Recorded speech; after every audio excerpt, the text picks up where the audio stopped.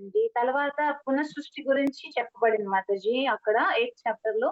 And తర్వాత ఏంటంటే బ్రహ్మ జననము, ఆయన గర్భోదకస్థాయి నాభి నుంచి రావడము, తర్వాత పరమ సత్యం కోసం అన్వేషించడము, ఆయనకి తప అని వినిపించడము, తర్వాత ఆయన స్టార్ట్ చేస్తాడు కదా తపస్సు చేయడము. తపస్సు చేశాక ఆయన భగవంతుణ్ణి దర్శనం చేసుకుంటాడు మాతాజీ. ఆ దర్శనం చేసుకున్నాక ఆయన ఆయనే మహావిష్ణు అనేసి ఆయనకు తెలుస్తుంది. అప్పుడు ఆయన అక్కడ 5 విషయాల్ని 5 మూలకాల్ని చూస్తాడు మాతాజీ. సృష్టికి కావాల్సిన 5 మూలకాల్ని లాస్ట్ 32 శ్లోకాల్లో ఉంటుంది. భగవంతుని యొక్క నాభి సరోవరాన్ని చూస్తాడు, అలాగే కమలము, నెంబర్ 3 వచ్చి ప్రళయ జలాన్ని చూస్తాడు, అలాగే శమింపజేసే వాయువుని చూస్తాడు, ఆకాశాన్ని. ఈ 5ని బ్రహ్మ చూస్తాడు మాతాజీ. ఈ ఈ సృష్టి కార్యాలు చూసిన తర్వాత ఆయన సగౌరవంగా భగవంతునికి నమస్కరించడము స్టార్ట్ చేస్తాడు, అంటే వందనాలు అర్పించడము స్టార్ట్ చేస్తాడు మాతాజీ. అక్కడి నుంచి మన చాప్టర్ స్టార్ట్ అవుతుంది. 9th చాప్టర్ శ్రీమద్ భాగవతం మాతాజీ.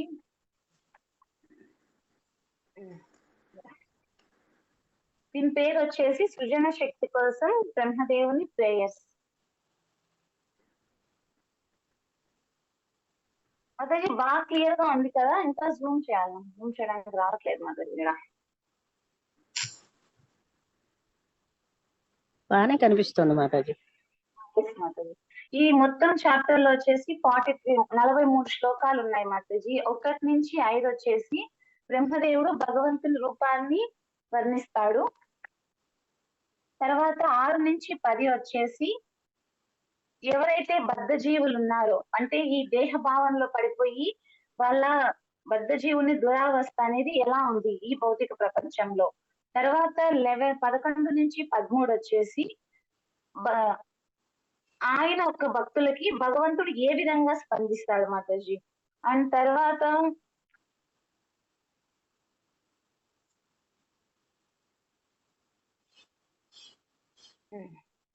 14 నుంచి 21 మాతాజీ.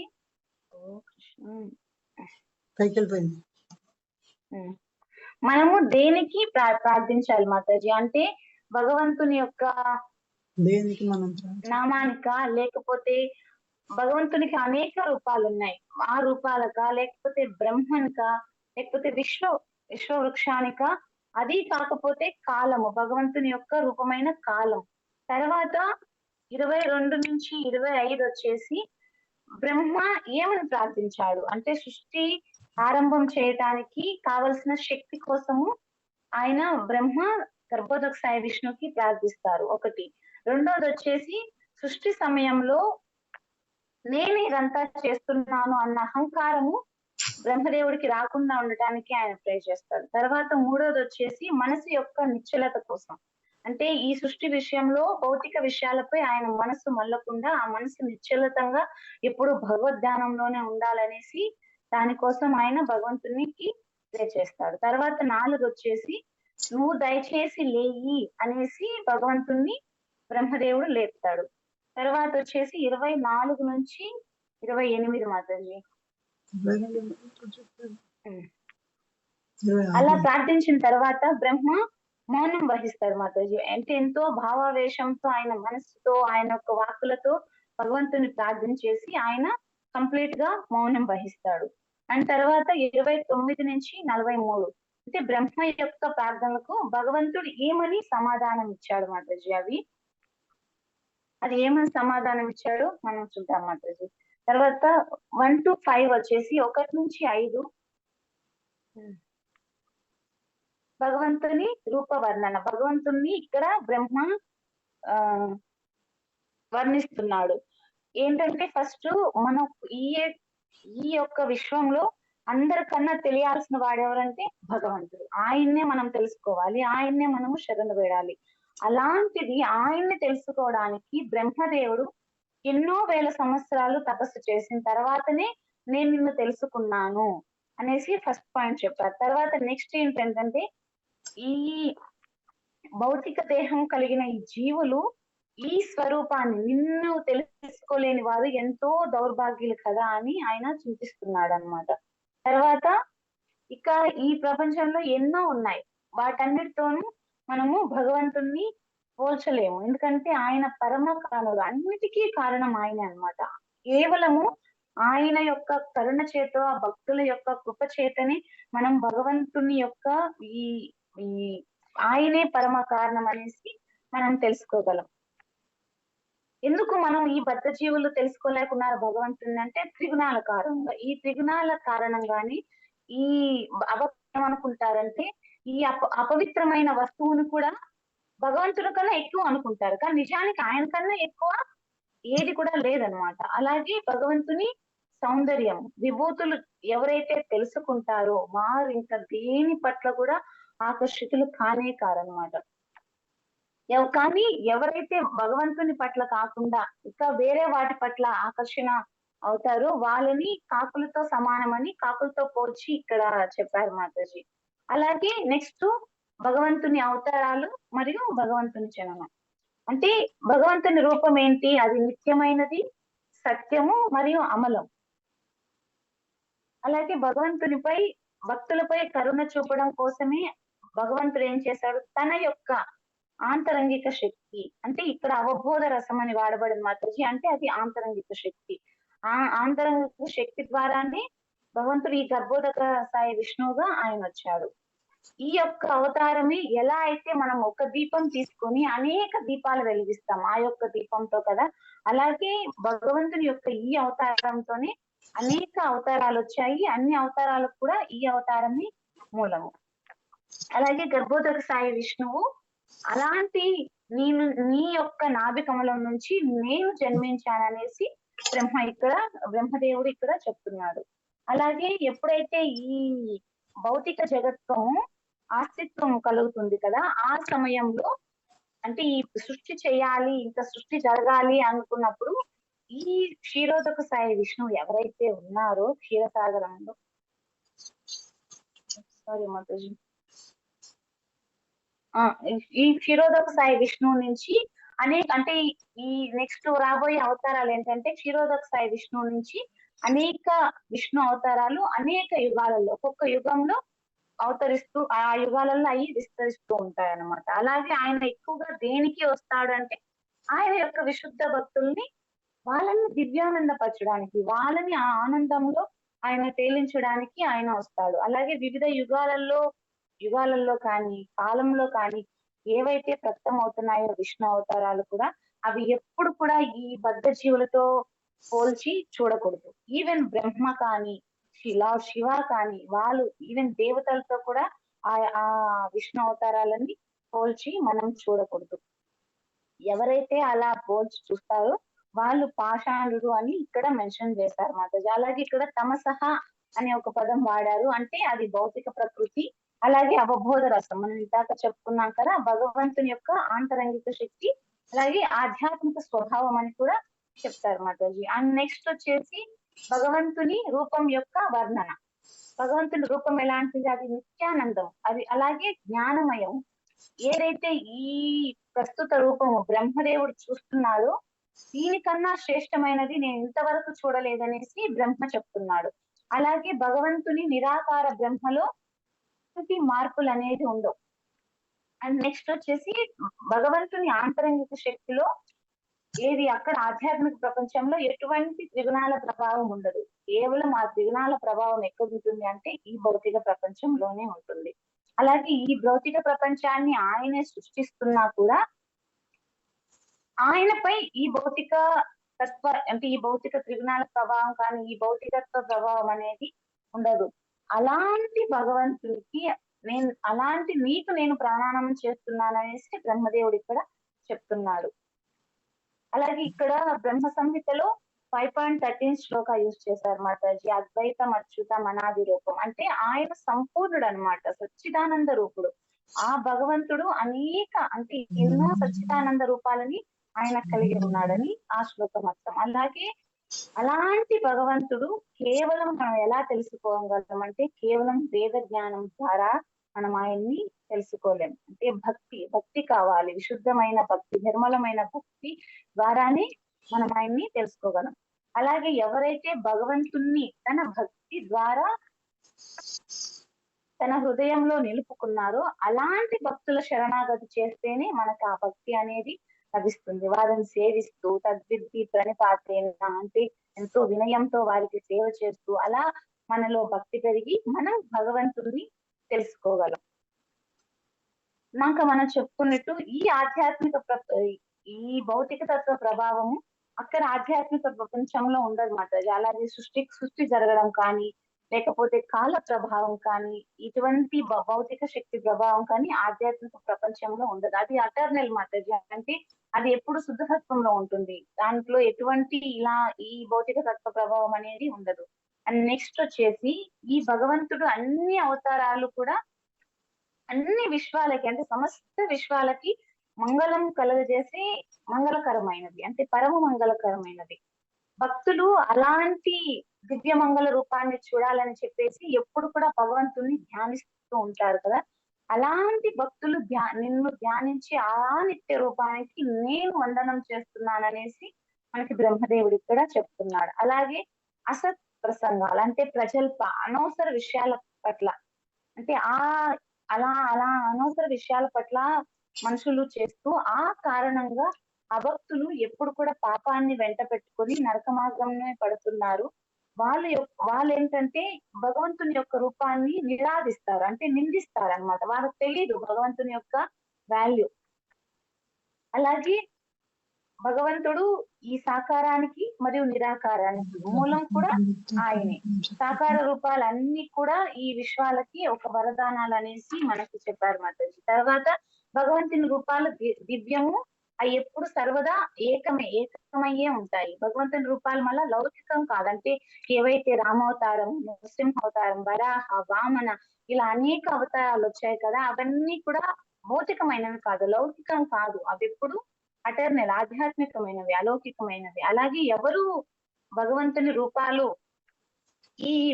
ఈ భౌతిక జగత్తు నుంచి అవి వచ్చాయి, ఈ భౌతిక జగత్తు యొక్క ఫలాలై అనుకుంటారు, వాళ్ళు ఖచ్చితంగా నరకానికే వెళ్తారనేసి మనకి ఇక్కడ 4th శ్లోకాల్లో మెన్షన్ చేశారు మాతాజీ. అండ్ నెక్స్ట్ వచ్చేసి 5th శ్లోక.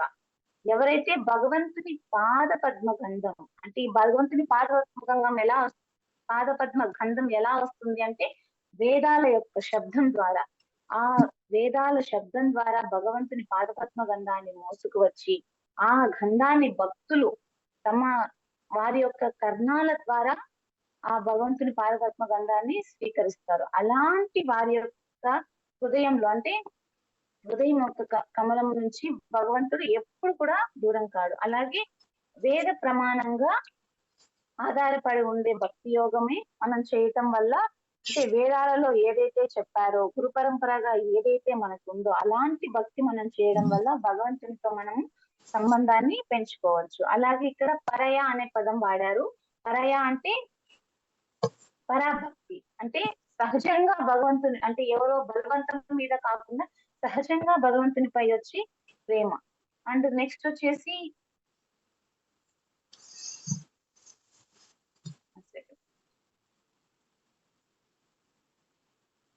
6 to 10 మాతాజీ. బద్ధ జీవుని దురావస్థ. ఎలా బద్ధ జీవుడు ఈ భౌతిక ప్రపంచంలో తన యొక్క ఆత్మ నిజస్థితిని మర్చిపోయేసి ఉన్నాడో తెలుస్తుంది.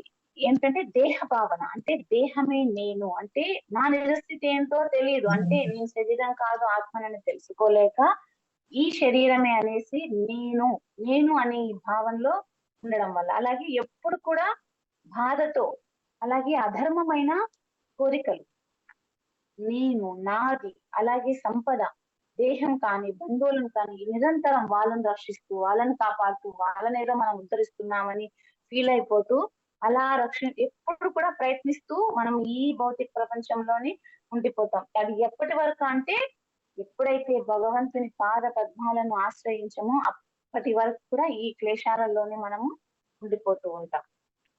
అలాగే పరమ మంగళకరమైన భగవంతుని దివ్య కర్మలను అంటే అవి భగవంతుని దివ్య కర్మలు ఎంతో మంగళకరం. ఎవరైతే వాటిని శ్రవణం కీర్తనం చేయరో వాళ్ళు పరమ దౌర్భాగ్యులు, అలాగే సద్బుద్ధిహీనులు అనేసి చెప్తున్నారు మాతాజీ. అంటే బుద్ధి లేక మళ్ళా తప్పులు చేస్తూ ఉండేవారు. అలాగే లవమాత్ర అంటే కొద్దిపాటి ఇంద్రియ భోగం అనుభవించాలని అశుభమైన పనులు అంటే చేయకూడని పనుల్లో కూడా నియుక్తమయ్యి ఉంటారు. అండ్ నెక్స్ట్ కేవలము మనం ఎలా ఈ భౌతిక ప్రపంచం నుంచి బయటపడతామంటే కేవలం భగవంతుని లీల కథా శ్రవణం వాటి వల్లనే మన ఈ సంసార చక్రం నుంచి పూర్తిగా బయటపడతాం. అలాగే ఈ భగవంతుని లీలా కథలపై ఎవరైతే విముఖత వినడానికి ఇంట్రెస్ట్ చూపించారో వాళ్ళు దౌర్భాగ్యులు. అలాగే ఈ దౌర్భాగ్యులు ఎలా ఉద్ధరించబడతారంటే విశుద్ధ భక్తుల యొక్క కరుణ ద్వారా ద్వారానే వీళ్ళు దివ్య స్థితికి ఉద్ధరించబడతారు. అండ్ నెక్స్ట్ వచ్చేసి ఇక్కడ బ్రహ్మదేవుడు ఏం చెప్తున్నాడు, ఓ ఉరుక్రమ అంటే మహత్తర కార్యాలు చేసేవాడా భగవంతుడు అని చెప్పి ఎవరైతే భగవంతుని నీ దివ్య నామాన్ని శ్రవణం చేయటానికి ఇష్టపడరో, అంగీకరించక ఎప్పుడు నిరంతరం ఈ ఇంద్రియాలపై వ్యామోహంతో ఇంద్రియ భోగంలో ఉండి ఈ స్థితి అంటే చలి చేత, వేడి చేత, ఆకలి, దప్పిక, చలి, కఫము, పిత్తముల చేత ఎప్పుడు కూడా ఈ కలవర పడుతూనే ఉంటారు. అలాంటి వారి పట్ల అంటే ఇలాంటి దౌర్భాగ్యుల పట్ల ఏం చేస్తున్నాడు బ్రహ్మదేవుడు దుఃఖిస్తున్నాడు అనమాట. ఆయన దాన్ని బాధపడుతున్నాడు. అంటే ఎందుకు వీళ్ళిలా ఉండిపోతున్నారే భగవంతుని తెలుసుకోలేక అని. అంటే మహానుభావులందరూ కూడా భగవద్భక్తులు ప్రతి ఒక్కరు కూడా ఇలాంటి బద్ధ జీవుల పట్ల దుఃఖిస్తూనే ఉంటారు. అలాగే ఆత్మ పైన ఎటువంటి భౌతిక క్లేశాలు ప్రభావం ఉండదు. అంతేకాక దేహమే నేను అని భావిస్తూ ఈ శరీరాన్ని ఇంద్రియ సుఖాలకి అనుభవించాలని అనుకుంటామో అప్పటి వరకు కూడా మనపై మాయా ప్రభావము ఉంటుంది. ఆ మాయా ప్రభావం వల్ల మనం ఈ భౌతిక క్లేశాల నుంచి బయటపడే అవకాశం ఉండదు. అలాగే ఎప్పుడు కూడా మనం బద్ధ స్థితిలో ఉండని, ముక్త స్థితిలో ఉండని, ఎప్పుడు కూడా మనము స్వతంత్రులం అనేది కామన్నమాట. అలాగే మన ఇంద్రియాలని, కర్మలని ఎప్పుడు కూడా భగవంతుని తృప్తిపరచడానికే ఉపయోగించాలి. అప్పుడే మనం ఈ భవబంధాల సంఖ్యల నుంచి బయటపడతాం. అలాగే ఈ సత్యాన్ని మనం తెలుసుకునేసి గురువు మరియు సాధు సంఘ వాళ్ళ వల్ల ఈ బద్ధ స్థితి నుంచి ముక్త స్థితికి చేరే అవకాశం, ఒక చిన్న అవకాశం అనేది మనకి కలుగుతుంది. తర్వాత అభక్తుల్లో ఆశాభంగం. వీళ్ళు ఏంటంటే వీళ్ళు చేసే పనిని వీళ్ళు ఎక్కువ ఇంద్రియాల కోరికలు తీర్చుకోవడానికి వీళ్ళు కష్టపడుతూ ఉంటారు. అంటే ఇంద్రియాలను కష్టపెడతారు, ఆ కోరిక తీరలేదని చెప్పి మళ్ళీ నిరాశ చెందుతూ ఉంటారు. అలాగే నిరాశ చెందేసి ఏం చేస్తారు, ఆ పని అలా కంప్లీట్ చేస్తారంటే అది కూడా చేయరు, దాని వల్ల మధ్యలోనే వదిలేస్తారు. అలా మధ్యలో వదిలేసి వాళ్ళ ఆలోచనలతో ఆ మనసుని అటు ఇటు అంటే పరిగెత్తిస్తూ నిద్రలేక అసలు ఎంత బాధపడతారంటే, అలాగే ఈ ప్రకృతిని శాసించాలని వాళ్ళు ఎన్నో ప్రణాళికలు చేస్తారు. లైక్ ఎగ్జాంపుల్ ఎంతో మంది మన శాస్త్రవేత్తలు ఉన్నారు, వాళ్ళు ఈ ప్రకృతిని శాసించాలని అలాగే ఎక్కడెక్కడికో పోవాలనేసి ఈ ఫ్యాక్టరీలు నిర్మించడం కానీ, లేకపోతే చంద్రమండలానికి వెళ్ళడము, ఇలాంటి యాంత్రిక ఏర్పాట్లు ఎన్నెన్నో వాళ్ళు చేస్తూ ఉంటారు. కానీ అవన్నీ ఏమవుతాయంటే వాళ్ళకి మనకి మించిన శక్తి అతీతంగా ఇంకొకటి ఉంది, ఎవరు భగవంతుడు. ఆయన శక్తి ముందు ఇవన్నీ కూడా భగ్నం అయిపోతాయి. అలాగే ఎప్పుడైతే మనకు భగవంతుని కథపై విముఖత కలిగిన వారు ఎప్పుడైతే భగవంతునిపై విముఖత కలిగి ఉంటుందో వాళ్ళు మనుషులే కాదు, ఈవెన్ మహర్షులు సైతం కూడా ఈ భౌతిక ప్రపంచంలోని తిరుగుతూనే ఉండాల్సిందే అన్నమాట. అందుకే ఎప్పుడు కూడా భగవంతుని కథ వినడానికి ఇంట్రెస్ట్ చూపించాలి, విముఖత అనేది చూపించకూడదు. అలాగే అలాగే ఇక్కడ ధర్మం గురించి చెప్పబడింది ఈ శ్లోకాలు మాతాజీ మెయిన్ 10th శ్లోకాలో. ఏదైతే మనల్ని భగవంతుడి వైపుకు నడిపిస్తుందో అదే మన నిజమైన ధర్మం అన్నమాట. ఆ ధర్మం కూడా ఎలా నడుస్తుందంటే భగవంతుని యొక్క కనుసన్నల్లోనే నడుస్తుంది. ఈవెన్ దేవతలు కానీ ఋషులు కానీ ఎవ్వరు కూడా ఈ ధర్మ నియమాలని తయారు చేయలేరు. కేవలం భగవంతుని ప్రతినిధులు ఎవరైతే 12 మంది మహాజనులు ఉన్నారో వాళ్ళే ఈ ధర్మం గురించి చెప్పటానికి కానీ అలాగే దాన్ని ప్రస్తావించడానికి కూడా అధికారం వాళ్ళకు మాత్రమే ఇవ్వబడింది. అలాగే మనల్ని మంచి మార్గంలో పెట్టడానికి మనకి ధర్మ నియమాలు నియమించబడ్డాయి. అలాగే భక్తి లేకుండా ఎవరైతే ధర్మం పేరు చెప్పి ఇతరులను తప్పుదారి పట్టించే కంటే లేకపోతే ధర్మం గురించి నాకు ఏం తెలియదు అనేసి ఆ కారణంగా ఈ ధర్మ విషయంలో ఏమి చేయకుండా ఉండేవాడే ఉత్తముడు అనేసి ఇక్కడ మనకి ప్రభుపాదులు వారు చెప్తున్నారు. అండ్ నెక్స్ట్ వచ్చేసి 11 నుంచి 13 మాతాజీ, భగవంతుడు ఎలా భక్తుల పట్ల స్పందిస్తాడు. భగవత్ కథ లీలా శ్రవణం ద్వారా, అంటే దీనికి 5 అంటూ 11 శ్లోకాస్ కనెక్టెడ్ శ్లోకాస్ మాతాజీ రెండు. ఎవరైతే భగవంతుని కథలు లీలలు ఆ కథని శ్రవణం ద్వారా వినటం ద్వారా వారి హృదయం అంటే పరిశుద్ధం అయ్యేసి ఆ హృదయ పద్మంలో భగవంతుడు ఆసీనమవుతాడు. అంటే స్వరూప సిద్ధ అని చెప్పారు. అంటే వాళ్ళు ఏం చేస్తారంటే ఏ యథామాం ప్రపద్యంతే అని భగవద్గీతలో 4.11 లో చెప్పినట్టుగా వాళ్ళలా భగవంతునిపై ఆసక్తి పెంచుకొని, అంటే ఒక ప్రత్యేక రూపం అంటే స్వరూప సిద్ధ అంటే ఒక ప్రత్యేక రూపంపై వాళ్ళు ఆయనకి ఆకర్షులవుతారు. ఇప్పుడు మనమే ఉన్నాము. ఇప్పుడు రాధా మాధవ్ ఉన్నాడు, రాధా మదన్ మోహన్ ఉన్నాడు. అంటే మనం ఒక్కొక్క రూపానికి ఒక్కొక్క ఆకారానికి మనం ఆకర్షులైపోతాం కదా. అదే విధంగా వాళ్ళు ఏ రూపం పట్ల అయితే ఆయన్ని ధ్యానిస్తారో ఆకర్షిస్తారో అదే రూపంలో ఆయన వాళ్ళకి ప్రకటమవుతాడు. ఇక్కడ ఎగ్జాంపుల్ వచ్చేసి భీష్మాచార్యుల వారిని మనం చెప్పుకోవచ్చు. ఆయన ఎలా అయితే పార్థసారథి రూపాన్ని యుద్ధ సమయంలో ఆయన ధ్యానిస్తాడు కదా, చివరి సమయంలో అప్పుడు ఆ పార్థసారథి రూపాన్ని కృష్ణ చూపిస్తాడు. అలాగే ప్రహ్లాదుడికి నృసింహ రూపం చూపిస్తాడు. ఇలాగా భగవంతుడు వారి తలిచినట్టుగా వారికి ఇష్టపడిన ఆయా రూపాల్లో ఆయన ప్రకటమవుతాడు. అలాగే ఎలా మనం శ్రవణం చేయాలి అంటే ఏదైతే శాస్త్రంలో చెప్పిందో ధర్మం చెప్పిందో ఆ విధంగానే మనము శ్రవణం చేయాలి. అండ్ తర్వాత భగవంతుని కరుణ భక్తులపైనే ఎక్కువ ఉంటుంది. భక్తి యోగ పరితాప అంటే పక్వం చెందిన భక్తి. ఈ పక్వం చెందిన భక్తి మనం ఎలా చేయాలంటే 9 స్టెప్స్ ఆఫ్ భక్తి మాతాజీ. అంటే శ్రద్ధ నుండి సాధు సంఘ అనర్థ నివృత్తి, ఇలా ఒక్కొక్క స్టెప్ ద్వారా మనం భక్తిలో పురోగమించవచ్చు. తర్వాత సుతేక్షిత వినటం ద్వారా చూడటం.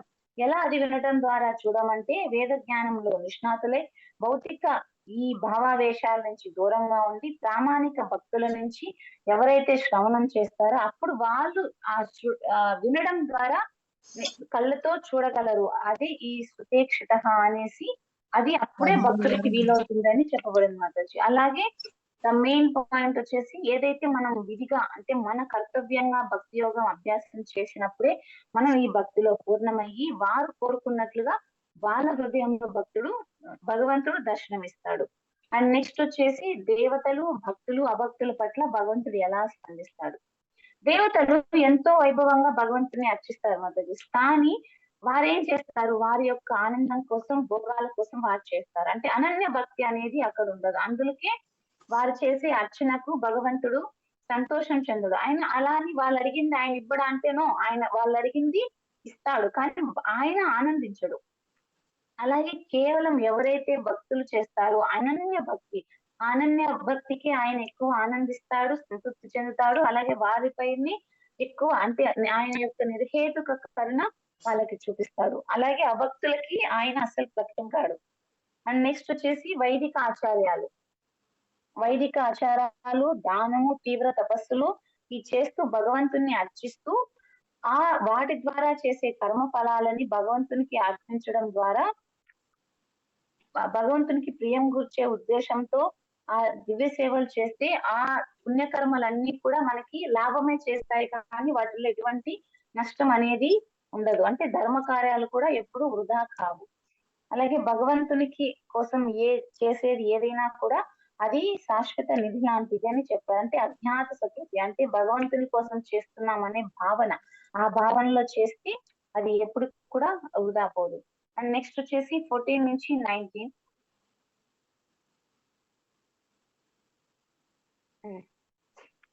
మనం దేనికి ప్రార్థించాలి అంటే ఇక్కడ బ్రహ్మదేవుడు ఏం చేస్తున్నాడు, పరబ్రహ్మకి ఆయన వందనం చేస్తున్నాడు. భగవంతుడు తన అంతరంగిక శక్తి వల్ల ఎప్పుడు కూడా జీవుల నుంచి పూర్తిగా అంటే భేదంగా ఉంటాడు. ఆయన ఒకటిగా ఉండడు, జీవుల నుంచి ఎప్పుడు భేదంగా ఉంటారు. అలాగే ఎవరైతే ఆత్మజ్ఞానం కోసం చేసే ఆత్మానుభూతి కోసం చేసే తపస్సు కానీ ఇది కూడా అది భగవంతునికి అభేదమైన నిరాకార లక్షణము బుద్ధి ద్వారా వారికి అది అనుభూతం అవుతుంది. తర్వాత భక్తులు విశ్వం యొక్క సృష్టి స్థితి లయ కార్యాలను కేవలము తన లీలల ద్వారానే అనుభవించే అటువంటి భక్తుడికి నేను బ్రహ్మదేవుడు ఇక్కడ వందనాలు చేస్తున్నాడు. ఇక్కడ రాస అనే పదము వాడబడింది మాతాజీ 14 శ్లోకాలు. అంటే భగవంతుడు ఆనందం కోసం ఎలా అయితే వృందావనంలో వ్రజగోపికలతో రాసనృత్యం జరిపాడో, ఇక్కడ బ్రహ్మదేవుడు గుర్తు చేసుకుంటున్నాడు ఆ రాసనృత్యాన్ని. అంటే గర్భోదక సాయి విష్ణువు కూడా బాహ్య శక్తితో రసానందంలో నెలకొని ఉన్నాడు అనేసి ఆయన ఆ రాసనృత్యాన్ని ఇక్కడ పోల్చి చూసుకుంటూ గుర్తు చేసుకుంటున్నాడు. అలాగే భగవంతుని అవతారాలు కూడా నామాలు అవన్నీ కూడా మనల్ని రక్షిస్తాయి. అలాగే ఎవరిని అవతారాలు, గుణాలు, కర్మలు, లౌకిక కలాపాలు విడంబన మాత్రం అంటే పరమ మర్మములు అవి ఈ ప్రపంచానికి అనుకరణలు అంటే నటనలాగా ఉన్నాయో అలాంటి భగవంతుని చరణ కమలాలకి నేను ఆ పాదాలని ఆశ్రయిస్తున్నానని ఇక్కడ బ్రహ్మదేవుడు చెప్తున్నాడు. అలాగే ఎవరైతే మరణ సమయంలో భగవంతుని దివ్యనామాన్ని తలుస్తారో వారు ఖచ్చితంగా ఎన్నో జన్మల నుంచి చేసిన పాపాల నుంచి బయటపడతారు. అలాగే భగవంతుని అవతారాలు, కర్మలు భౌతిక ప్రపంచంలో జరిగే అంటే ఇక్కడ జరిగే వాటికి ఒకేలా అంటే అవి చూసడానికి నటన లాగా ఉంటాయి. కానీ అవి అంటే ఎగ్జాంపుల్ గా భగవంతుడు నంద యశోదల కొడుకుగా వచ్చాడు. అలా కొడుకుగా వచ్చి ఆయన గోవర్ధన పర్వతాన్ని ఎత్తాడు. అలా గోవర్ధన పర్వతం ఎత్తి గోవర్ధన గిరిదారిగా కూడా ఆయన కీర్తించబడ్డాడు అనమాట. అంటే ఆయన ఆ పనిని కేవలం ఆయన కోరిక మాత్రంగానే ఆయన చేయగలడు, దాన్ని ఎత్తగలడు. కానీ ఆయన స్వయంగా వచ్చి ఆయన దానిని చేశాడు అనమాట. అలాగే ఆయన భక్తుని పట్ల పక్షపాతం అనేది నటుడి వేషం లాగా అనుకరణలు మాత్రమే అవుతుందని ఇక్కడ చెప్పారు. కానీ ఆయన అనుకరణలు అంటే ఆయన చేసే కర్మలన్నీ కూడా అవి నటనే అవ్వచ్చు, కానీ అవి శక్తి లేనివి కాదనమాట, సర్వశక్తిమంతమైనవి. అలాంటి భగవంతుని అవతార కర్మలను స్మరించడము స్వయంగా భగవంతునితో సమానమే అయి ఉన్నాయి అనేసి చెప్పారు మాతాజీ. తర్వాత అశ్వత్థ వృక్షం, లోక వృక్షాన్ని ఆ లోక వృక్షానికి కూడా భగవంతుడే మూలము. అంటే సృష్టి స్థితి లయ కోసం మొదట భౌతిక ప్రకృతి 3 భాగాలుగా వచ్చింది. అంటే బ్రహ్మ, విష్ణు, మహావిష్ణువు విభజించడం ద్వారా ఆ మహావృక్షం అనేది పెరిగి పెద్దదైంది. తర్వాత ఆ వృక్షానికి కొమ్మలుగా అంటే దేవతలు అలాగే అన్ని రకాల జీవులు ఆ వృక్షం యొక్క కొమ్మలుగా వృద్ధి చెందాయి.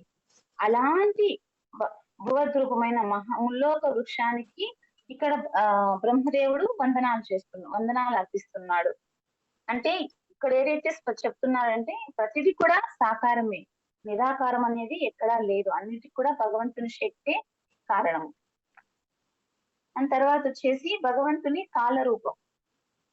భగవంతుడి గురించి ఎవరైతే సరైన అవగాహన లేకుండా ఉంటారో వాళ్ళు ఏంటంటే అర్ధరహిత కర్మంలో నెలకొని ఉంటారు. అలాగే నిజ లాభమైన అంటే మనకు నిజంగా లాభాన్ని ఇచ్చేది భగవంతుని అర్చనా విధి అంటే భక్తి. ఆ భక్తిని వదిలేయడం వల్లే ఈ అర్ధరహిత కర్మలలో మనకి సరైన అవగాహన లేక ఈ అర్ధరహిత కర్మల్లో నెలకొనాల్సి వస్తుంది. అలాగే నిజమైన లాభం కోసం అర్చనా విధాన్ని మనం ఎలా చేయాలి అంటే నారద మహాముని మనకి నారద పంచరాత్రలో, భగవద్గీత, భాగవతంలో మనకి ఏది చేయాలి, మనం ఏది చేయకూడదు అనేసి స్పష్టంగా అక్కడ ఇవ్వబడింది. అలాగే ఇక్కడ మెయిన్ వచ్చేసి ఇతర ధర్మాలను అంటే అన్ని ధర్మాలను విడిచి పూర్తిగా అర్చన విధులు ఏవైతే ఉన్నాయో భగవంతునికి ప్రేమ చేసేవి ప్రతి ఒక్కరు కూడా వాటిల్లో నెలకొనాలనేసి భగవంతుడు మనకి చెప్పాడు. అలాగే అలుపులేని కాలం అంటే అలసట అనేది ఉండదు ఆయనకి, భగవంతుడికి. అలాగే అన్ని యజ్ఞాలకు ప్రభు అయిన భగవంతుడికి ఇక్కడ బ్రహ్మదేవుడు నమస్కరిస్తున్నాడు. ఎందుకు బ్రహ్మదేవుడు నమస్కరిస్తున్నాడు అంటే ఇక్కడ మనకి బ్రహ్మ యొక్క గొప్పతనం మరియు ఆయన వినయం చూసుకోవచ్చు. బ్రహ్మదేవుడి గొప్పతనం ఏంటి?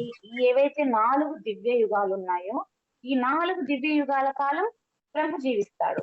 అలాగే ఏవైతే 14 లోకాలు ఉన్నాయో ఈ లోకాలన్నిటికీ ఆయన నాయకుడు. అలాగే ఆత్మానుభూతి కోసం ఆయన కొన్ని వేల సంవత్సరాలు తపస్సు చేశారు.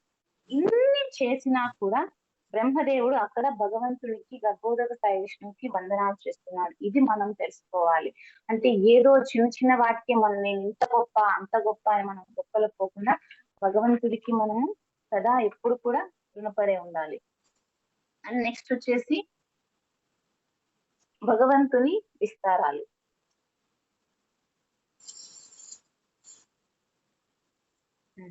ఇప్పుడు చూడు మాతాజీ, అంటే ఒక విధిలాగా ఎలా అయితే ఆయన భగవంతుడికి నమస్కరిస్తున్నాడో అలాగే మనం కూడా భగవంతుడికి నమస్కరిస్తూ అలాగే ఎవరైతే ఇతర దేవతలు ఉన్నారో వాళ్ళని మనము గౌరవించాలి. అలాగే భగవంతుని విస్తారాల భగవంతుడు దివ్యలీల చేయడానికి ఆయన ఇష్టానుసారం అంటే ఆయన ఇష్టానుసారం ఎన్నో జీవజాతులు అంటే మనుషులే కావచ్చు, మనుషుల కన్నా తక్కువ జంతువులలో కూడా ఆయన వచ్చాడు కదా, అలాగే దేవతల్లో కూడా ఆయన వస్తాడు. కానీ ఆయన ఏ రూపంలో వచ్చినా కూడా ఈ భౌతిక కల్మషాలు ఆయనకి అంటాం. అలాగే ఎప్పుడైతే ధర్మంపై ఆయనకున్న బాధ్యతను పూర్తి చేయడానికి ఆయన వస్తాడు. అలాగే అలాంటి అనేక రూపాలను ప్రకటించిన ఈ గర్భోదక సాయి విష్ణు నీకు నేను వందనాలు అర్పిస్తున్నానని బ్రహ్మదేవుడు మనకి చెప్తున్నాడు. అండ్ నెక్స్ట్ వచ్చేసి ఈ గర్భోదక సాయి విష్ణు గురించి ఇక్కడ చెప్తున్నారు. అంటే తీవ్రమైన అలలతో ప్రళయ జలంలో నీవు సుఖనిద్రలో ఉన్నావు.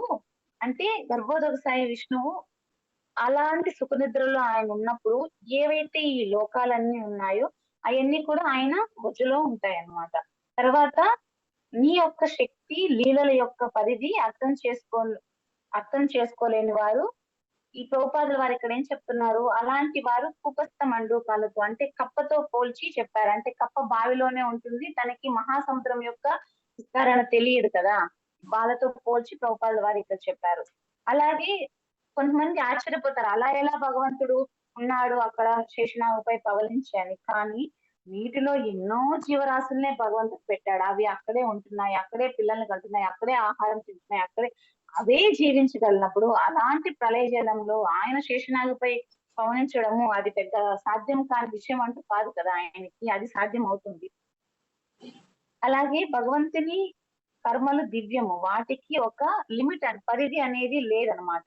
ఆయన ఏది కూడా అవలీలగా ఆయన చేసేస్తాడు. తర్వాత బ్రహ్మ చెప్తున్నాడు ఏంటి, నా పూజ్య దేవమా నా పూజ్య ధ్యేయమా అని చెప్తూ బ్రహ్మ చెప్తూ ఈ విశ్వాన్ని సృజించడానికి నీ కరుణ చేత నేను నీ నాభి కమలం నుంచి జన్మించాను. ఇప్పుడు నీ నిద్ర పూర్తయింది. అందుకే ఏ విధంగా అయితే సూర్యకాంతి పడగానే తామరపు కమలం ఎలా వికసిస్తుందో అలా నీ నేత్రాలు తెరుచుకున్నాయి అని చెప్తూ ఇక్కడ మనకి అర్చనా విధి గురించి బ్రహ్మదేవుడు మనకి చెప్తున్నాడు. అర్చనా విధానం ఎలా చేయాలి అంటే తెల్లవారుజామున ఏదైతే 4 గంటలకి ప్రారంభమవుతుందో మంగళహారతి నుంచి రాత్రి 10 గంటల వరకు సాగే అర్చనా విధుల గురించి ఇక్కడ మనకి బ్రహ్మదేవుడు చెప్తున్నారు. వీటిని మనం ఆచరిస్తూ భక్తి మార్గంలో ముందుకెళ్ళాలి అనేసి. అండ్ నెక్స్ట్ వచ్చేసి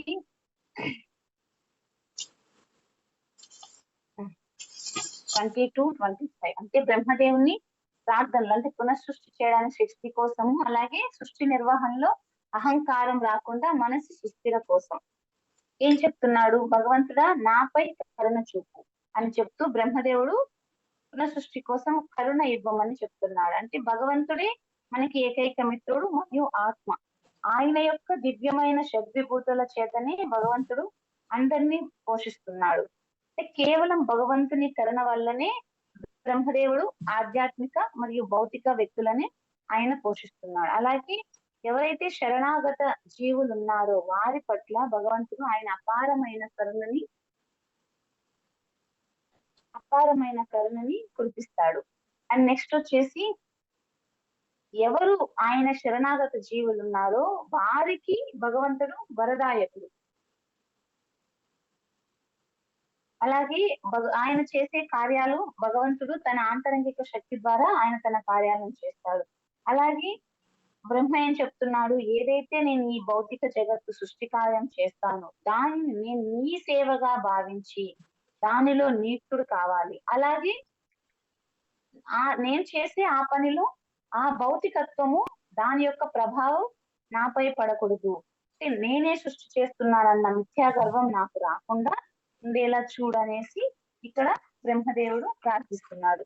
అంటే కేవలం నీ చేతిలో ఒక పరికరంగా, ఒక పనిముట్టుగా నేను ఈ సృష్టి కార్యాన్ని చేయాలి అనేసి బ్రహ్మదేవుడు చెప్తున్నాడు. అంటే ఇదే ఒక భక్తుని యొక్క శరణాగతి. అంటే అంతా భగవంతుడే, ఇంకా ఆయనకి మించింది ఏదీ లేదు అనేసి పూర్తిగా ఆయనకి సరెండర్ అవ్వాలి. అదే ఒక శుద్ధ భక్తుల యొక్క భావన.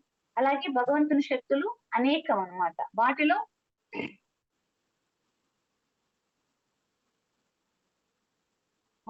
ఒక శక్తి బ్రహ్మదేవుడు.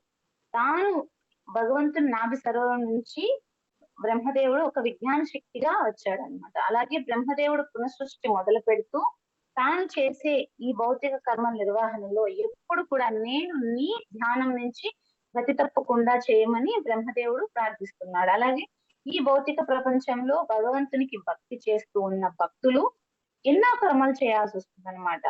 అంటే మనం ఏ కర్మ చేయకుండా మనం ఉండలేం కదా. భక్తి చేస్తున్నామని భక్తే చేయలేము, అలాగే ఏ కర్మలు చేయకుండా మనం ఉండలేము. అందుకే ఆ భౌతిక ఆసక్తుల నుంచి మనల్ని మనం రక్షించుకోవాలి, లేకపోతే మనం పతనం అయిపోతాం. అలా రక్షించుకోవాలంటే భగవంతుని కరుణ మనకి చాలా అవసరం అన్నమాట. అలాగే బ్రహ్మదేవుడుగా నీ కరుణ నాకు కావాలి అనేసి ఆ కరుణ నాకు ఇవ్వు, ఆ కరుణ ఇచ్చి అలాగే నేను కోరిన వరాన్ని నాకు ఇవ్వు అనేసి బ్రహ్మదేవుడు చెప్తున్నాడు. ఎందుకంటే ఆయన పురాణ పురుషుడు, అలాగే పరమ పురుషుడు కదా. ఆయనే మనకి ఇవ్వగలడు, ఆయనే కరుణామయుడు.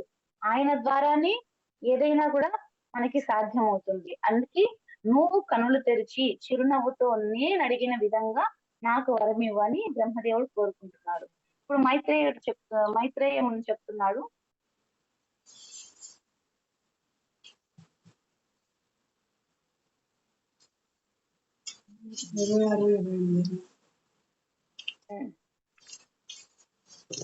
అలా బ్రహ్మదేవుడు తన జన్మకి మూలమైన భగవంతుని ప్రార్థిస్తూ, అంటే మనస్సుతో వాక్కుతో భగవంతుని కరుణ కోసం ప్రార్థించి తపో జ్ఞాన సమాధుల చేత అలసిపోయి ఆయన మౌనం వహించేస్తాడు. అంటే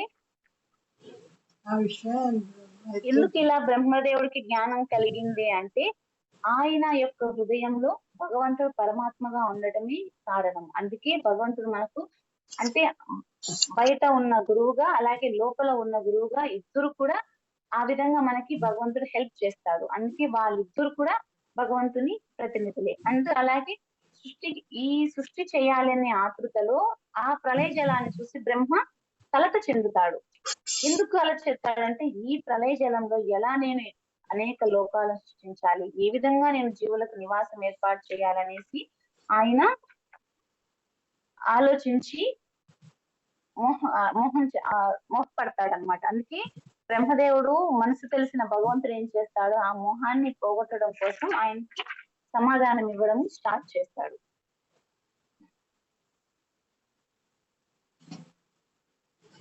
అలాగే ఏది కూడా ఏం చెప్తున్నాడు, ఓ వేద గర్భ అని పలుకుతూ, అంటే సమస్త వేద జ్ఞానము తెలిసిన వాడా, సృష్టి నిర్వహణలో ఏదైతే నీవు చేస్తున్నావో దానికి చింతించకు, నువ్వు ఏదైతే నన్ను అడిగావో నేను అది వరకే నీకు చేస్తాననేసి భగవంతుడు చెప్తూ, అలాగే స్వయంగా భగవంతుని చేత అలాగే ప్రామాణిక ప్రతినిధి చేత అధికారం ఇవ్వబడిన ఏ వ్యక్తి కూడా ధన్యుడే అన్నమాట. అంటే అర్జునుడు కూడా అధికారం ఇవ్వబడింది కదా యుద్ధం, కురుక్షేత్ర యుద్ధ సమయంలో. అలాగే శ్రీల ప్రభుపాదుల వారు కూడా అలాంటి ఒక బాధ్యత ఎప్పుడైతే మనకి అప్పచెప్తుందో అప్పుడు మనం దాన్ని గురువు ఆచార్యుల గొప్పగా భావించి కేవలం మనం నిమిత్త మాత్రంగా చేస్తున్నామనేసి దాన్ని చేసినప్పుడే దాంట్లో మనము విజయం సాధిస్తాం. ఎలా అంటే బ్రహ్మదేవుడిలాగా. అలాగే నా కరుణ కోసం నీవు తపస్సు ధ్యానం చేసి జ్ఞానాన్ని తెలుసుకో, అప్పుడే వాటి ద్వారా నీవు మొత్తం సృష్టి ఎలా చేయాలి, లోకాలను ఎలా ఏర్పాటు చేయాలి నీ హృదయంలో నుండే, హృదయాంతరం నుండి నీకు అర్థమవుతుంది అని భగవంతుడు చెప్తూ, అలా భక్తి యోగంలో పూర్తిగా లగ్నమైనప్పుడే నీకు ఇవ్వబడిన సృష్టి కార్యము నీలోనే, నీ యందు విశ్వమంతా కూడా నన్ను నువ్వు చూస్తావు. అంటే స్వయంగా నీవు నిన్ను, విశ్వాన్ని, జీవులని అందరినీ కూడా నాలో నువ్వు చూస్తావనేసి ఇక్కడ భగవంతుడు చెప్తున్నాడు.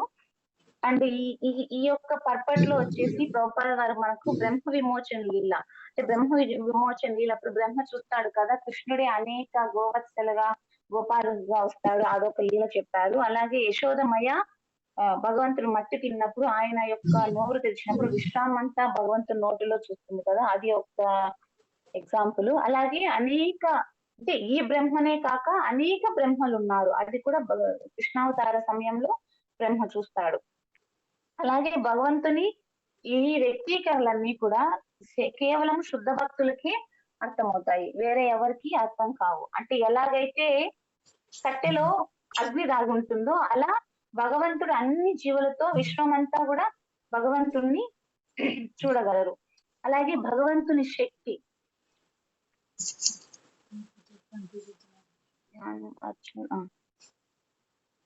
శక్తి సృష్టి అంతా విస్తరించింది, ఆయనతో సంబంధం లేకుండా ఏది కూడా లేదు.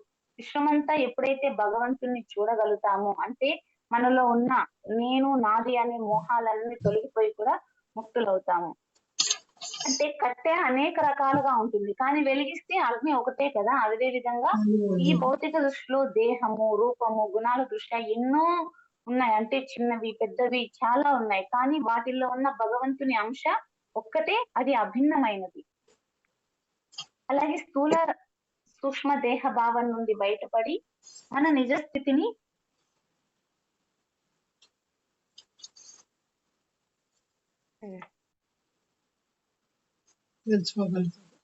మన నిజస్థితిని తెలుసుకొని మన ఇంద్రియాల నుంచి, అంటే ఈ త్రిగుణాల నుంచి విడిపడినప్పుడే మనం భగవంతుని తెలుసుకొని ఆయనతో సంబంధాన్ని మనము పెంచుకోగలం. ఎప్పుడైతే భగవంతుని దివ్యమైన ప్రేమ యొక్క సేవ చేయాలన్న కోరిక కలిగిన వ్యక్తి కూడా అతను ఏ స్థితిలో అయినా ఉంటుందిలే, అతను ఎప్పటికీ ముక్తుడే అనమాట. అలాంటి సేవా భావనే మన యొక్క నిజస్థితి, మన స్వరూపము. అంటే మన స్వరూపం ఏంటి? జీవేర స్వరూపై కృష్ణేర నిత్యదాస్. అలాగే ఈ దివ్యమైన ప్రేమయుత సేవలో భక్తుడికి భగవంతుని పట్ల స్వేచ్ఛ ఉంటుంది. ఏ విధంగా స్నేహితుడి పట్ల స్వేచ్ఛ ఉంటుందో, తల్లి బిడ్డ పట్ల స్వేచ్ఛ ఉంటుందో, భర్తకి భార్య పట్ల స్వేచ్ఛ ఉంటుందో, అలా భగవంతుడికి భక్తుడికి స్వేచ్ఛ ఉంటుంది. ఇక్కడ స్వరాట్ అనే పదం యూజ్ చేయబడింది. స్వరాట్ అంటే భగవంతుడు సర్వస్వతంత్రుడు, అంటే స్వచ్ఛందంగా భగవంతుణ్ణి సేవించే భక్తుడు కూడా స్వరాటే అనేసి ఇక్కడ చెప్పబడింది. అలాగే మనం ఈ భౌతిక ప్రపంచంలో చేసే సేవ అది ఆధ్యాత్మిక జగత్తు యొక్క ప్రతిబింబం అన్నమాట. కానీ ఇక్కడ నిజమైన సేవ అనేది ఒకరికొకరు మనం చేయలేము, కేవలం భగవంతులకు భక్తులు మాత్రమే చేయగలుగుతారు. అలాగే నిజమైన సేవ ఎక్కడ ఉంటుందంటే ఆధ్యాత్మిక ప్రపంచంలోనే. అలాగే భగవంతుని ఆదేశానుసారం చేసే సేవ, ఆ సేవ ఇంకా మనం పెంచుకుంటే అది భగవంతుని యొక్క అపార కృపని మనం ఇంకా పొందుతాం. అంటే అలాంటి సేవలో కూడా ఎటువంటి నష్టం అనేది ఉండదు. అంటే ఏ సేవ అంటే ముఖ్యంగా ఇక్కడ ఏం చెప్పారంటే ఎవరైతే బద్ధజీవులు ఉన్నారో వాళ్ళని భక్తి మార్గం వైపు నడిపించే సేవ అంటే భగవంతుడికి చాలా ఇష్టం అన్నమాట. అలాంటి సేవకే విశుద్ధ భక్తులు, అలాంటి సేవ చేసే విశుద్ధ భక్తులపై భగవంతుని కృప అనురాగము ఎక్కువగా ఉంటుంది. ఇంకా ఏం చెప్తున్నాడు? నీవు ఆది ఋషివి, నీ మనస్సు ఎప్పుడు కూడా నాపైయే లగ్నమై ఉండటం వల్ల ప్రజోత్పత్తికి నీవు నెలకొని ఉన్నా కూడా ఈ ఏదైతే రజోగుణం ఉందో, పాపభూమైన రజోగుణం నిన్నెప్పుడు ఆక్రమించదు అనేసి భగవంతుడు బ్రహ్మకి ఆన్సర్ ఇస్తున్నాడు. అంటే ఆయన చెప్తాడు కదా, నేను ఈ సృష్టి చేసే సమయంలో నాకు మోహం రాకూడదని, దానికి ఇక్కడ ఆన్సర్ ఇస్తున్నాడు భగవంతుడు. అలాగే బ్రహ్మ చేసే పని రజోగుణకు సంబంధించినది, కానీ ఆయనపై ఆ గుణ ప్రభావం అనేది ఉండదు. ఒకవేళ బ్రహ్మ మనకి అలా కనిపించినా, మోహితులైనట్టు కనపడినా కూడా అది భగవంతునిపై ఆయన యొక్క భక్తి, అపారమైన ప్రేమ పెరగడానికి అది కారణమవుతుంది. అలాగే మన యొక్క శరీరం ఏంటంటే పంచభూతాలు, 3 సూక్ష్మ అంశాల ద్వారా మన యొక్క దేహాలు ఏర్పడ్డాయి, కానీ భగవంతుని దేహం వీటితో ఏర్పడినది కాదు. అందుకే ఆ విషయము బ్రహ్మకు తెలుసు. అందుకే భగవంతుడు ఏ ఆధ్యాత్మిక రూపంగా అయినా అవతరిస్తాడు. ఆయన దేహం ఏంటంటే ఈ భౌతికం వాడితో తయారు కాలేదు. అలాగే ఆయన దేహము ఆత్మ నడుమ కూడా ఎటువంటి భేదం అనేది ఉండదు. అలాగే భౌతికంగా కాకుండా ఆధ్యాత్మిక రూపంగానే మనము భగవంతుడి రూపాన్ని చూడాలి. అలాగే పూర్ణ పురుషోత్తముడైన శ్రీకృష్ణుడు కేవలం ఆయన కరుణ ద్వారానే మనం ఆయన్ని తెలుసుకోగలం. అంతేగాని ఈ మానసికంగా ఊహించుకోవడము, ఈ భౌతిక ఇంద్రియాల ద్వారా, లేకపోతే మన యొక్క కళ్ళు చర్మ చక్షుల ద్వారా, మన యొక్క ఓన్ ప్రయత్నంగా మనం ఆయన్ని చూడలేము. కేవలము ఏదైతే వినమ్రమైన భక్తి ఉందో దాని వల్లనే ఆ ఆ భక్తికి మెచ్చి భగవంతుడు తనని తాను ఆయన్ని తనకు తానుగా భక్తుని ఎదుట ఆయన ప్రకటమవుతాడు అనమాట. అంటే భగవంతుని ప్రేమ ద్వారానే మనం ఆయన్ని తెలుసుకోగలం. అంటే భగవంతుని ప్రేమ అనే కాటుకతో తెరుచుకున్న ఆధ్యాత్మిక నయనాలతోనే మనము ఆయన్ని చూడగలం. అలాగే జీవి భగవంతునికి దివ్యమైన ప్రేమయుత సేవతో సేవించాలని ఎప్పుడైతే అనుకుంటాడో అప్పుడు భగవంతుడు లోపల అంతరం నుండి అంటే చైత్య గురువుగా ఆధ్యాత్మిక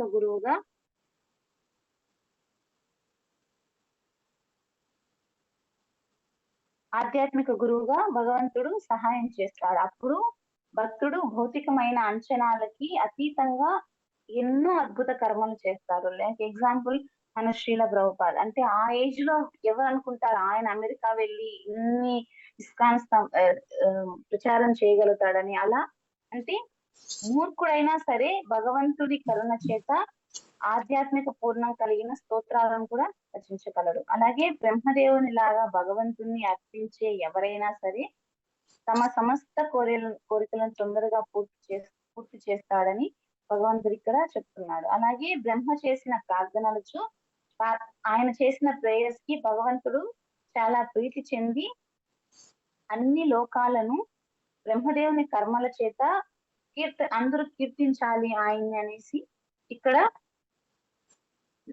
భగవంతుడు చెప్తున్నాడు అనమాట. అండ్ అలాగే గుణమయం అంటే శ్రీకృష్ణ భగవానుడు దివ్య గుణాలు కలిగి ఉన్నాడు.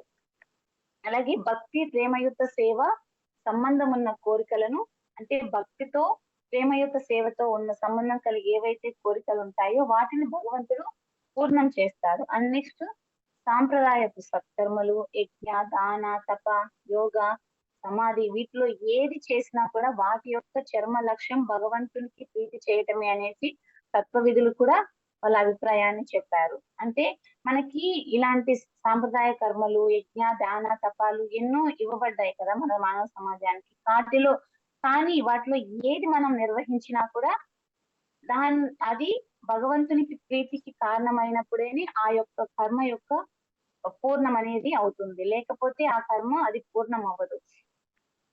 ఆ కర్మ యొక్క పూర్ణత్వం కూడా భగవంతునికి సంతృప్తి పరచడమే. అది అప్పుడు మనకి విజయాన్ని కూడా ఇస్తుంది. అలాగే అందరికీ శ్రీకృష్ణ భగవానుడే పరమాత్ముడు. ఆయనే ఒక గురువు లాగా మనకి మార్గదర్శనం చేస్తూ పరమ ప్రియము అయి ఉన్నాడు. అలాగే ఇది ఎప్పుడైతే మనము అంటే ఆయనే మనకు పరమాత్ముడు మార్గదర్శనం చేస్తున్నాడని తెలుసుకోలేక ఏం తప్పుగా అర్థం చేసుకుని ఈ నిరంతరము ఈ స్థూల సూక్ష్మ దేహాలతోనే ఆసక్తి కలిగి మనం ఉన్నాం. నిజంగానికి ఏం చేయాలి? మనము భగవంతునిపై అనురక్తి కలగాలి. కానీ ఇక్కడ మన దేహంపై మనం అనురక్తి కలిగి ఉండాలి. అందుకే మనం ఏ స్థితిలో ఉన్నా కూడా అంటే బద్ధ స్థితి కానీ ముక్త స్థితి కానీ మనకి శ్రీకృష్ణ భగవానుడు ఎప్పుడు కూడా ఆయనే మన ప్రియమయ్యి ఉండాలి. అంటే వేరే అన్నదా లేదు. నిరంతరం భగవంతుని పట్లే మన ధ్యానం ఉండాలి. అప్పుడే ఆయనే మన ఎప్పుడైతే అది తెలుసుకుంటామో అప్పుడు మనం ఈ బద్ధ స్థితి నుంచి బయటపడి ముక్త స్థితికి మనం చేరుతాం. ఇలా భగవంతుడు బ్రహ్మదేవుడికి సమాధానం ఇస్తూ నీకేదైతే సంపూర్ణ వేద జ్ఞానం ఉందో దాని ద్వారా అలాగే సమస్తానికి పరమ కారణమైన నా నుంచి ఏదైతే ప్రత్యేకంగా నీకు దేహం వచ్చిందో దాని ద్వారా నేనిచ్చిన ఆదేశాలని ఆదేశిస్తూ అనుసరిస్తూ ముందులాగే నీవెలా అయితే జీవుల్ని సృజించావో అదే విధంగా జీవుల్ని సృజించు అనేసి బ్రహ్మదేవుడు భగవంతుడికి చెప్తాడు. ఇంకా లాస్ట్ వచ్చేసి అలా విస్తారం చేయమని బ్రహ్మదేవుడికి ఆదేశించిన తర్వాత భగవంతుడు తన యొక్క ఏదైతే ఆయన స్వీయ నారాయణ రూపం ఉందో ఆ రూపంతోనే ఆయన అంతర్హితుడు అవుతాడు. అలాగే ఏదైతే కానీ కొంతమంది అనుకున్నట్టు బ్రహ్మదేవుడు ప్రే చేయడం వల్ల ఆయన యొక్క ప్రయత్నం వల్ల భగవంతుడికి ఆ రూపం రాలేదు, ఆయన భగవంతుడి రూపాన్ని సృజించలేదు. అంటే భగవంతుడు ఆయన యథారూపంగానే అంటే సృష్టికి పూర్వమే ఆయన తన యొక్క స్వరూపంతో ఎప్పుడు ఉన్నాడు. అందుకే ఆ యొక్క యథారూపంతోనే బ్రహ్మదేవుని ఎదుట భగవంతుడు ప్రత్యక్షమయ్యాడు. అలాగే ఎటువంటి బౌద్ధిక కల్మషం లేని ఆ రూపంతోనే బ్రహ్మదేవుడు ఎదుట నుంచి ఆయన అంతర్హితుడు అయిపోయాడు. అంటే ప్రతిదానికి కూడా కారణం శ్రీకృష్ణ భగవానుడే. ఏది చేయాలన్నా, ఏది పెట్టాలన్నా కూడా ఆయనే పరమ కారణం అని మనం తెలుసుకొని నిరంతరం భక్తుల యొక్క మార్గంలో నడుస్తూ భగవంతునికి మనము సేవ చేస్తూ ఉండాలి. Thank you Mataji.